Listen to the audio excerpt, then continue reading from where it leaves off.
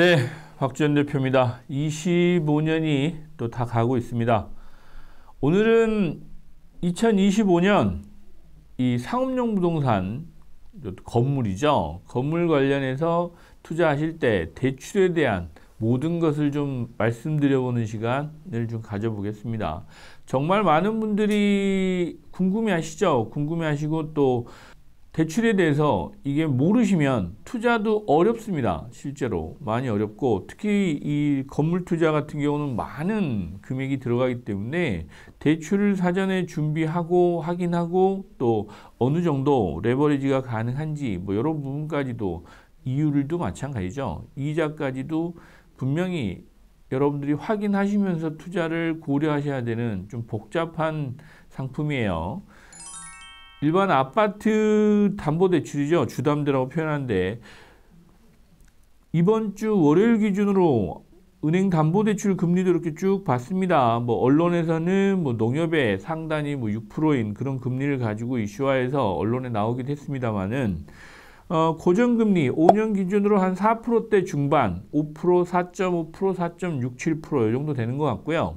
그 다음에 변동금리는 4%대 초중반, 3%, 4%, 뭐 5% 되는 것도 있고요. 요 정도가 지금 현재 변동금리 쪽에서 은행 담보대출로 주택담보대출이죠. 담보대출 금리가 지금 유지되고 있다라고 보시면 되고 전세대출은 그거보다는 한 1% 정도 낮습니다. 3%대 중후반이라고 보시면 될 것 같습니다. 여러분들이 이제 가장 먼저 건물 투자를 하러 오실 때 저한테 물어보시는 게 그래요. 이 건물이 괜찮습니다 라고 하시면 은행 가서 이 건물을 얼마에 살려고 하는데 이거 감정평가 얼마 나와요? 대출이 어느 정도 나와요? 이게 이제 가장 첫 번째 수순이세요. 대부분 그러신 것 같습니다. 그래서 이제 제가 이제 궁금하시면 또 물어보시라고 해야죠. 은행에 가셔가지고 그러면 탁상 감정이 얼마나 나오는지 확인하시고 대출은 얼마나 되는지 물어보십시오라고 이제 하면 대부분은 기대했던 것보다 감정평가 금액이 낮게 나옵니다. 실제로 그렇습니다. 왜냐? 은행에서는 예를 들면 100억 주고 이거 살 거예요 라고 하면 대부분 감정평가 금액, 탁상 감정평가는 잘 나오면 90%, 못 나오면 한 80% 정도, 심지어 70% 나오는 것도 있습니다. 그러면 이분이 하시죠. 왜? 내가 너무 비싸게 주고 사는 거 아니야? 라는 생각을 하실 거예요. 그건 당연하죠. 그런데 제가 이제 그 말씀도 드립니다. 통상은 탁상 감정을 할 때 매매가보다 비싸게 말을 해주는 감정평가사가 그렇게 많지 않습니다. 둘째, 은행은 더더욱 그렇습니다. 1차적으로 은행은 보수적으로 접근을 해요. 왜? 내가 산 금액보다 비싸게 해주면 대출을 많이 해줘야 되잖아요. 그러면 어떻게 되냐? 돈을 빌려주는 입장에서 보면 이자를 다 받을 수 있을지 걱정을 하시게 되잖아요. 실제로 그렇습니다. 그래서 100억짜리 산다. 그러면 80% 정도, 80억 정도 감정평가가 나왔습니다. 라고 하면 그 80억의 70% 정도가 대출 금액입니다. 그렇게 보시면 됩니다. 그러면 80억의 대출 금액이면 56억 정도 여러분 대출해 줄 수 있습니다. 라고 하면 이분은 갑자기 자금이 부족해지게 됩니다. 왜? 100억짜리 살려고 했는데 56억밖에 대출이 안 나오면 취등록세 포함하면 약 50억 정도가 있어야 이걸 살 수 있다라는 얘기가 되는 거죠. 예, 여기서부터 이제 투자의 시작입니다. 대표님 100억이라고 했는데 대출이 50억밖에 안 나오는데요. 근데 제가 자금이 부족해서 이거 어려울 것 같아요. 라고 이제 대부분 오세요. 실제로. 그러면 제가 이제 말씀드리죠. 자, 여러분들이 가지고 있는 자산이 다른 게 있죠. 예를 들면 첫째, 소득. 둘째, 뭐 부동산도 있으실 거고요. 그런 자산들을 활용하시면 대출 비율은 높아질 수 있습니다. 라고 말씀을 드려요. 그건 가장 쉬운 방법이에요. 쉬운 방법인데 여러분들이 이제 소득이라고 하는 부분, 직업적인 부분도 있습니다. 예를 들면 의사시다 그러면 연소득이 꽤 많죠. 예, 꽤 많으니까 그 연소득 보면 은행 입장에서 월 1, 2천만 원 이자 내는 거는 임대료 포함해서 그렇게 문제가 될 것 같지 않다라고 하면 방법을 찾기 시작합니다. 공동담보라고 그러죠. 여러분들이 살고 계신 아파트를 담보대출을 받으시는 담보로 제공하는 경우가 있어요. 특히 강남 같은 경우는 자가에 대출이 있으시겠죠. 있는데 그거 대출이 있다 보니까 이거 공동담보로 넣을 수 있어요? 라고 물어보시는 분도 있어요. 넣을 수 있습니다. 왜?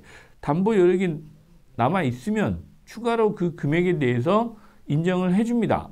은행은 그렇습니다. 예를 들면 내가 20억 주고 샀는데 요즘에 아파트 값이 많이 올라서 30억까지 올랐습니다. 그런데 내가 대출은 10억밖에 받은 게 없어요. 그러면 아파트 같은 경우는 70% 정도 담보 인정 비율이죠. 대출은 안 해주지만 담보로 인정을 해줍니다.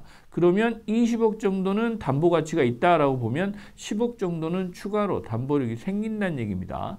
이제 그런 부분도 여러분들이 참고를 하셔야 돼요. 그리고 여러분들 소득도 마찬가지입니다. 개인 사업자로 해서 여러분들 뭐 전문직들 있으시죠. 변호사, 뭐 이런 대기업 다니신 분도 마찬가지입니다. 의사분 포함해서. 소득이 높으신 분들 같은 경우는 대출 상환 능력이 되는지만 확인하면 됩니다. 거기에 맞춰서 은행에서 신용대출이라고 그러죠. 신용도를 평가해서 대출 여력을 더 확대시켜 줍니다. 그렇게 해서 어떻게 하느냐. 100억짜리 건물을 사실 때 80% 정도, 약 80억까지도 대출을 끌어올리시는 이런 방법을 최대한 활용하시는 겁니다. 그래서 은퇴하시는 분들한테, 은퇴를 앞두고 계신 분들한테는 이런 말씀도 드려요. 무슨 말씀을 드리냐.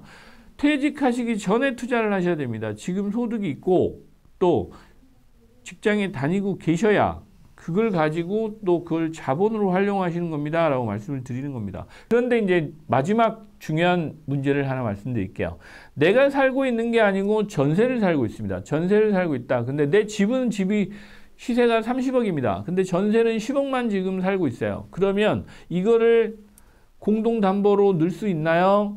은행에 제공할 수 있나요? 라고 이제 물어보신 분들이 많아요. 물론 있습니다. 당연히 할 수 있죠. 내 자산인데. 그러나 여기에는 세입자한테 동의를 받아야 되는 부분도 있다라는 부분을 먼저 말씀드리고, 대부분의 세입자는 이제 선순위니까 전세금에 대해서는 확정일자나 받으셨다고 하면 크게 문제가 없으니까 동의를 해주신 경우가 있고요. 그 다음에 여러분들 전세를 놓으실 때도 혹시나 모르잖아요. 그래서 특약에 꼭 넣으시기 바랍니다. 이 선순위 이외에 이거는 뭐 대출로 또 추가로 일으킬 수 있습니다. 라는 얘기를 특약에다 넣어놓으셨다고 하면 뭐 굳이 동의를 안 받으셔도 될 것 같습니다. 그렇게 해서 이제 대출 여력을 높여서 여러분들이 투자를 하시는 방법이 있고, 최근 들어서 급매라고 하죠. 급매물들이 나오기 시작하죠. 그래서 2025년, 24년에 이제 어려움에 닥치신 분들이 급매로 매물을 내놓다 보니까 통상은 감정평가 금액하고 매매가하고 이 대출 기준이 어떻게 됩니까? 라고 물어보신 분도 있어요. 그냥 가장 최근이죠. 10월 달에 저희가 이 거래를 했던 사례를 가지고 말씀을 드리겠습니다. 매매가는 500억인데 이쪽에 자산평가 받은 감정평가를 받았던 금액은 600억이 넘어 있어요. 실제로 600억이 넘게 받아 있으면 은행은 어떤 스탠스로 대출을 해줄 거냐. 첫째는 매매가 기준으로 봅니다. 일단은 보수적으로 접근을 해요. 매매가 정도의 평가 금액을 1차적으로 제시를 하고, 궁극에는 그 얘기를 하죠. 감정평가사들이 어차피 이 감정평가사나 이 감정평가사나 특별한 내용이 없는데 이게 이제 금매로 내는 거다. 경영사 사정으로 해서 주변 시세보다 저렴하다라고 판단이 되면 그거보다는 약 10% 정도는 올려줍니다. 매매가보다 한 10% 정도 올려주는 경우가 있어요. 그렇게 해서 대출 여력을 넓힙니다. 그래서 여러분들이 금매를 잡으시면 여러 가지가 유리해지는 상황이 벌어져요. 첫째, 레버리지 비율이 확 올라갑니다. 일반적으로 보면 500억에 사는데 70%, 그러면 350억이겠죠. 350억 정도를 대출을 해주는 게 일반적인데 500억에 10% 정도에서 550억을 평가 금액으로 감정평가를 받으면 약 400억 가까이, 예를 들면 350억보다는 많은 금액을 받을 수 있습니다. 380억 정도? 이렇게 받을 수 있어서 여러분들 자기 자본이 적게 들어가는 구조가 만들어져요. 예를 들면 500억에 사시겠다라고 하시면 거기에 380억을 그 담보 여력이 되니까 담보대출로 받고 추가로 공동담보나 자기 신용을 가지고 약 400억 가까이도 받을 수 있다. 라는 게 이제 플랜입니다. 이 얘기를 왜 말씀을 드리냐면, 매매 거래 시에 감정평가사들은 매매가를 참고한다 이러는 게 첫 번째고요. 둘째는 자산평가를 받은 근거가 있다라고 하면 매매가와 자산평가를 또 중간 접점에서 감정평가사들이 잡아줍니다. 그게 약 10%에서 20% 사이입니다. 그리고 또 하나는 리모델링 하는 건물의 간평 금액이 있어요. 여기에 이제 좀 여러분들이 좀 어려움을 겪는다고 할까요? 이제 이해하시기 어려운 부분인데, 신축한 건물에 실제 투입된 원가가 있습니다. 그 원가가 거의 다 인정이 됩니다. 그래서 그 원가에다가 물가 상승률 이런 부분까지 감안해서 공사가 준공하는 시점에는 토지가와 건물가를 합쳐서 감정평가가 나옵니다. 그런데 리모델링한 건물은 내 투입 원가 그대로 다 반영되진 않습니다. 그래서 감정평가사하고 협의를 하실 때, 예를 들면 또 내 자산평가를 하실 때 최대한 그 부분을 자료 제공을 하셔서 내 건물의 감정평가 금액을 높이셔야 된다라는 부분이 조금 신축 건물하고는 달라요. 공사 내역을 보면 예를 들면 창호 교체 공사, 보일러 교체 공사 뭐 이런 거, 화장실도 보면 배관 공사 이런 걸 했다라고 하면 일반 유익비로 인정을 해주는데, 내부 마감 공사죠, 페인트 공사 이러면 그 다음에 뭐 천정 텍스 교체 공사 이런 거는 사실 건물의 가치를 높였다기보다는 사용성을 높였다라고 해서 그 감정평가 금액을 올릴 수는 없습니다. 그래서 리모델링 공사는 내 투입 원가가 다 반영되지 않는다라는 부분을 좀 참고를 하셔야 됩니다. 이제 그런 부분을 참고하시면 대출 받을 때, 시설자금 대출 받을 때 그 부분이 좀 바뀌는 부분이 있다라는 부분, 또 신축하고는 좀 많이 다르다라는 부분도 참고하시면 여러분들이 투자하시는데 도움이 좀 되실 것 같아요. 그리고 건물 용도에 따라서도 대출 한도가 다르다라는 부분이 특징입니다. 저희도 이번에 그것 때문에 좀 애를 좀 먹었습니다. 통상적으로 저희가 이제 한도라고 하면 감정평가 금액의 70% 정도를 보는데, 업무시설이나 근생시설 뭐 이런 용도로 쓰면 70%가 다 나옵니다. 그런데 교육연구시설이다라고 하면 그 대출 비율이 낮아집니다. 그래서 60%, 65% 이렇게 낮아지는 경우가 있어요. 이유는 그렇습니다. 물론 대치동 같은 경우는 다른 업무시설이나 근생시설에 비해서 학원 비율이 높다 보니까 거기에 이제 학원 수요도 많고 그래서 임대료가 높습니다. 하지만 통상의 지역에서는, 일반적인 지역들은 교육연구시설 임대 수준이 다른 용도에 비해서 낮다라는 게 은행에서 바라보고 있는 시각입니다. 그래서 그런 부분 같은 경우는 여러분들이 대출 받을 때 막연히 이제 제가 감정평가 금액이 70%야 라고 했는데 내 건물이 교육연구시설로 쓰고 있다라고 하면 비율이 낮아진다라는 부분도 참고를 좀 하셔야 됩니다. 그래서 사전에 대출 받을 기관하고 상의를 하셔서 내 건물이 이렇게 쓰고 있는데 70%가 나오는지도 사전에 좀 확인을 해 보셔야 돼요.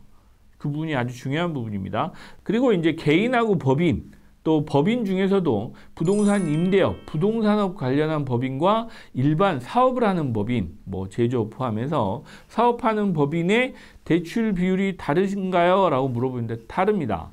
개인 사업자들 같은 경우는 대출에 대해서 아주 까다롭습니다. 그래서 대출 비율도 뭐 일반적으로 70%라고는 하지만 그거보다는 낮게 나오는 경우가 더 많다. 법인이 그래서 상대적으로는 유리하다라고 말씀드리고, 최근에는 은행들도 이제 부동산 관련한 법인들의 대출 규제를 많이 하고 있는 편입니다. 그리고 정부에서도 마찬가지로 부동산에 대한 어떤 투자 금액이 들어오는 부분, 은행 대출이 늘어나는 부분은 많이 규제를 하고 있죠. 그러다 보니까 부동산 관련한 임대업 포함해서 관련한 이 법인보다는 개인 사업을 하는 법인이 훨씬 유리합니다. 특히나 내가 사업을 하고 계신 분들이 사옥으로 입주해서 내가 일부를 쓰고 나머지 층은 임대를 하겠다라고 하신다고 하면 대출 비율은 상당히 높게 받으실 수 있습니다. 최소한 70%보다 높은 80% 내지 많은 이 아주 실적이 좋은 법인들 같은 경우는 신용도가 높고 그런 법인들 같은 경우는 뭐 90% 이상도 받으시는 법인도 있다라는 부분을 말씀을 드려요. 그래서 대출 같은 경우는 아무래도 개인보다는 법인이 유리하고 또 부동산 관련한 법인보다는 다른 사업을 하는 법인이 조금 더 좋은 금리와 또 대출 한도를 받으실 수 있다라는 부분을 말씀을 드립니다. 최근에 이제 부동산 투자를 하시는 분, 특히 건물 투자를 하시는 부분은 건물 투자를 하시는 분들은 이게 임대업을 하시게 되죠. 부동산 임대업을 부득이하게 들어가게 됩니다. 그런데 요즘 RTI라고 그러죠. 부동산 그 임대업 이자 상환 비율입니다. 이게 지금 50%까지 올라 있습니다. 무슨 얘기냐?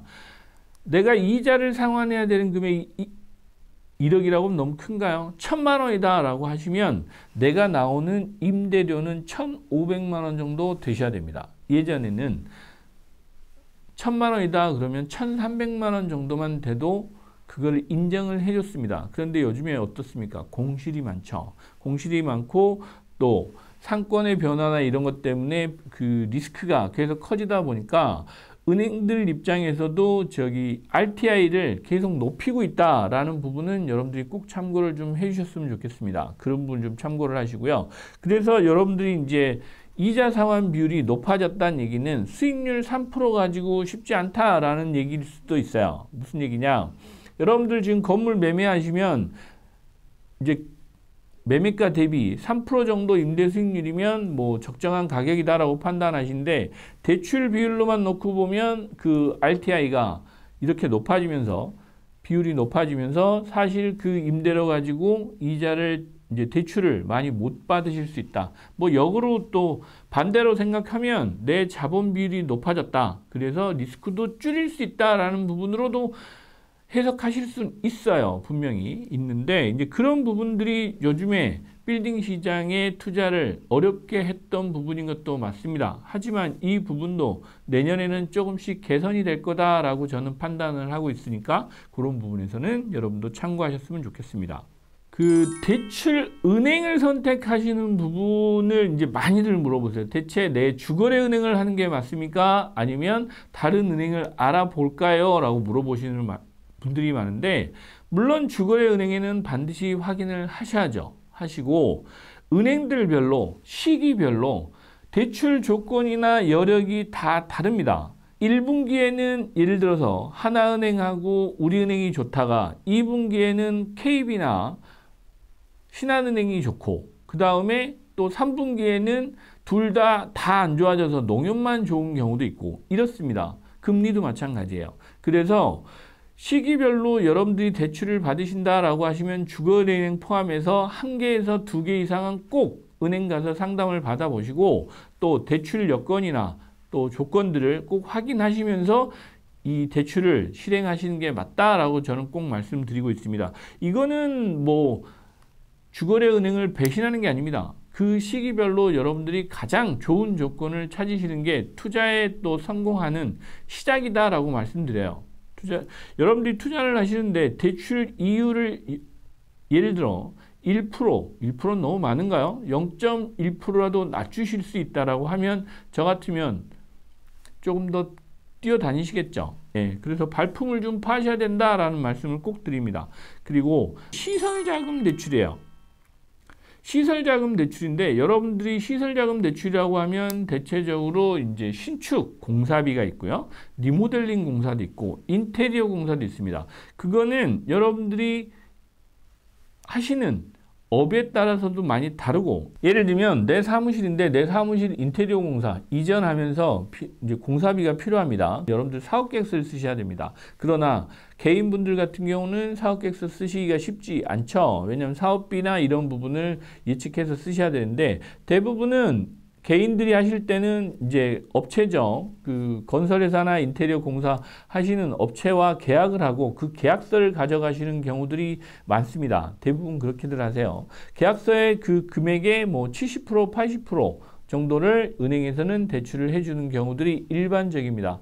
그러나 사업계획서를 잘 쓰신다고 하시면 또 조금 여유롭게 대출을 받으실 수 있는 부분도 있다라는 부분이 이제 저희들 같은 회사가 필요한 이유겠죠. 이제 그런 부분은 여러분들이 이제 들어가시는 비용이나 이런 부분을 사전에 다 준비를 해서 또 꼼꼼히 챙겨가지고, 예를 들면 여러분들이 공사를 하시는데 공사비 증액이 되는 부분은 은행에서 또 추가 대출을 받으셔야 되는 번거로움도 생겨요. 그런 부분까지도 고려를 하셔서 꼼꼼히 좀 준비를 하신다라고 하시면 여러분들 여러분들 자산으로 직접 투자 금액으로 투자 안 하셔도 대출로 해결할 수 있다라는 부분을 말씀드립니다. 오늘은 상업용 부동산 대출에 대해서 전반적인 얘기를 좀 드려봤습니다. 여러분들이 뭐 이해하시는 부분도 있고 또 경험을 안 해보신 분들은 이해가 좀 어려우신 분도 있으셨을 거예요. 그럼에도 불구하고 꼭 대출 부분은 공부를 많이 하셔야 된다. 이 부분이 중요한 오늘의 포인트였습니다. 감사합니다. 구독, 좋아요, 알림 설정까지 꼭 부탁드립니다.